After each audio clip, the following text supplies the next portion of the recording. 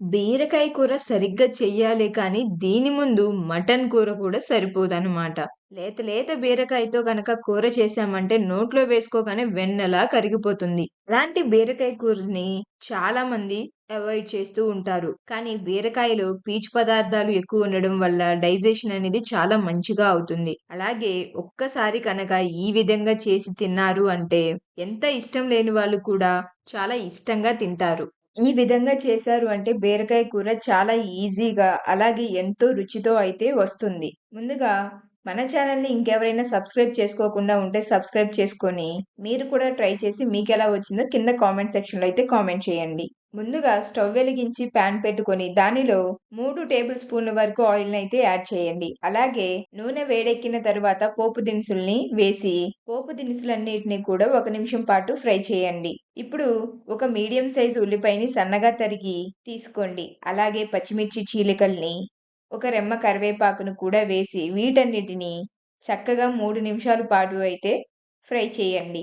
ఇవన్నీ ఫ్రై అయిపోయిన తరువాత ఫ్రెష్‌గా దంచుకున్న అల్లం వెల్లుల్లి పేస్ట్‌నైతే ఒక స్పూన్ వరకు యాడ్ చేయండి. ఈ అల్లం వెల్లుల్లి పేస్ట్‌ని కూడా పచ్చి వాసన పోయేంత వరకు అయితే చక్కగా ఫ్రై చేయండి.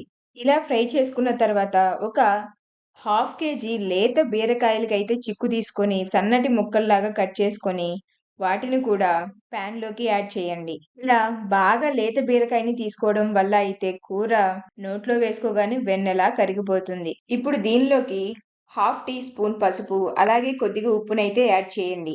ఇలా ముందుగానే కొంచెం ఉప్పుని యాడ్ చేయడం వల్ల ముక్కలన్నిటికీ ఉప్పు బాగా పట్టి కూర అనేది చాలా రుచిగా వస్తుంది. ఇప్పుడు కూర మీద మూత పెట్టుకొని 5-10 నిమిషాల వరకైతే కుక్ చేసుకోండి. తర్వాత మూత తీసి చూస్తే ఇలా బీరకాయలో ఉన్నటువంటి వాటర్ కంటెంట్ అంతా కూడా చక్కగా బయటికి వస్తుంది.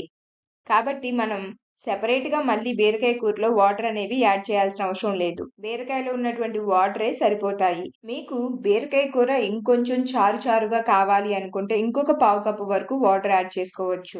మాక్సిమం లేత బీరకాయలు తీసుకుంటే గనక వాటర్ అనేది యాడ్ చేయాల్సిన అవసరం లేదు.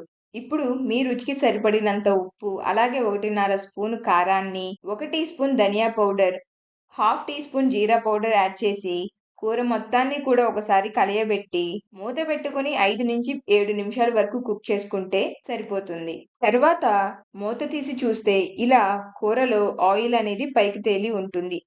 కర్రీ అనేది ఎప్పుడు పర్ఫెక్ట్‌గా కుక్ అవుతుంది అంటే, ఇలా కూర నుండి ఆయిల్ సెపరేట్ అయినప్పుడు కర్రీ పర్ఫెక్ట్‌గా కుక్ అయింది అని అర్థం. చివరిలో 2, 3 రెబ్బల చిన్నుల్లిపాయల్ని కూడా దంచి వేసి, అలాగే పైన కొత్తిమీరతో గార్నిష్ చేస్తే చాలా అంటే చాలా టేస్టీ బీరకాయ కూర అయితే రెడీ అయిపోతుంది.